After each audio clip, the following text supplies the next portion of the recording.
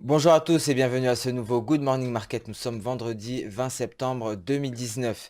Et hier, donc les indices ont clôturé en ordre dispersé et ont pu digérer cette décision de la Réserve fédérale américaine de réduire ses taux de 25 points de base.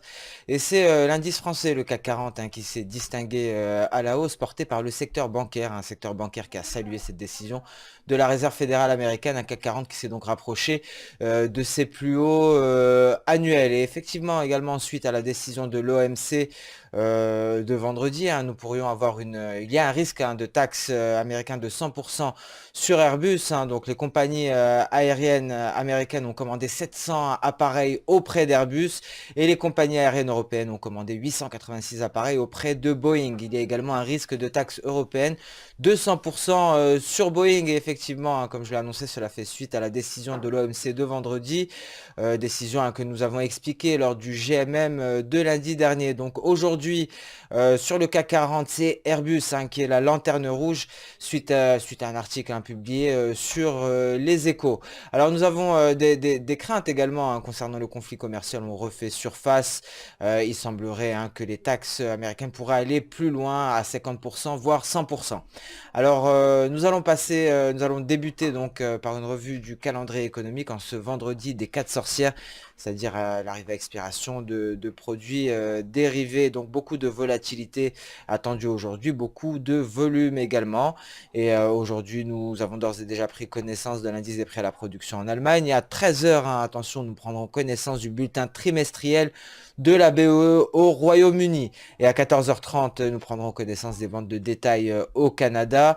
Il me semble qu'à 14h15 également, il y aura un discours, le discours de Williams de la Réserve fédérale américaine.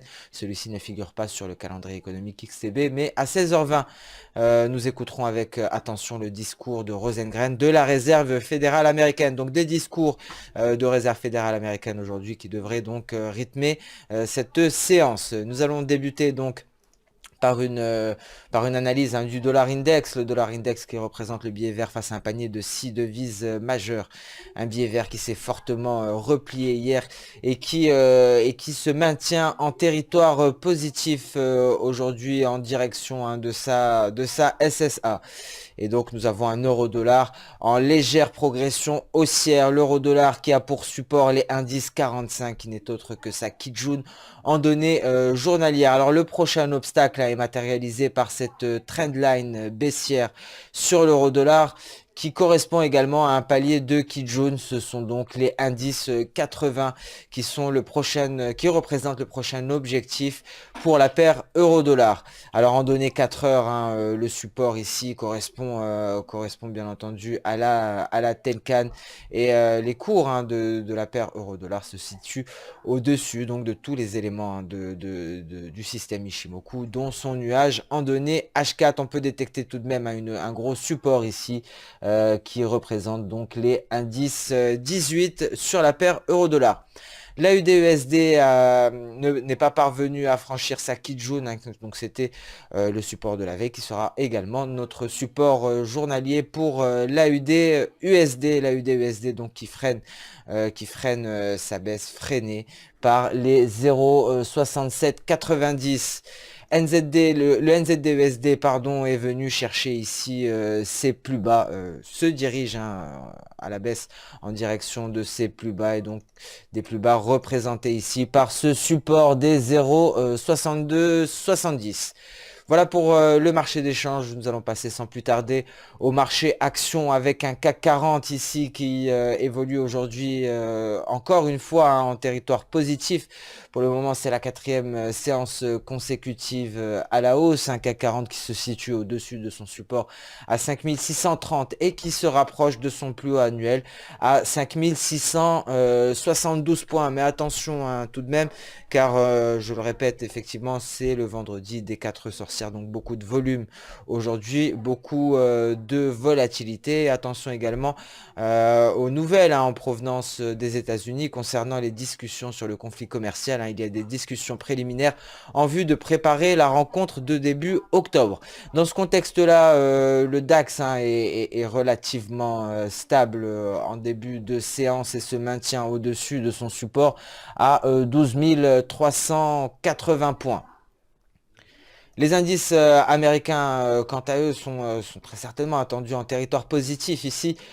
Le Nasdaq qui donc a invalidé cette épaule tête-épaule hein, hier. Nous avons eu une forte impulsion haussière et le Nasdaq hein, qui se situe aux portes des 7940 points. Alors si ce niveau venait à être franchi, un niveau qui correspond ici au prolongement de la SSB, on pourra aller chercher ici les plus hauts sur l'US 100, des plus hauts à 8000, légèrement au-dessus des 8030 points.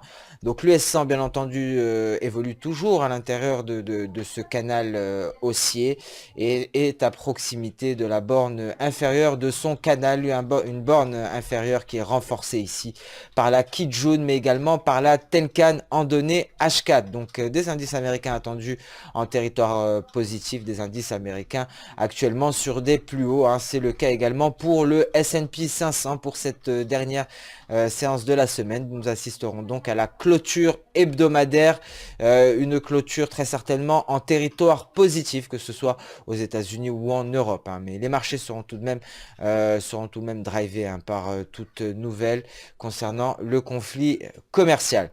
Nous allons passer à présent sur le volet des matières premières, le pétrole, hein, le WTI qui vient tester ici le retracement 50% de Fibonacci, dernier rempart, avant le palier de Kijun à 58 dollars le baril de WTI. Nous avons appris également hier que l'Arabie Saoudite allait importer du pétrole en provenance d'Irak afin de pouvoir assurer ses exportations. Hein. C'est quand même une nouvelle à prendre avec des pincettes car elle n'a pas été confirmée par Aramco.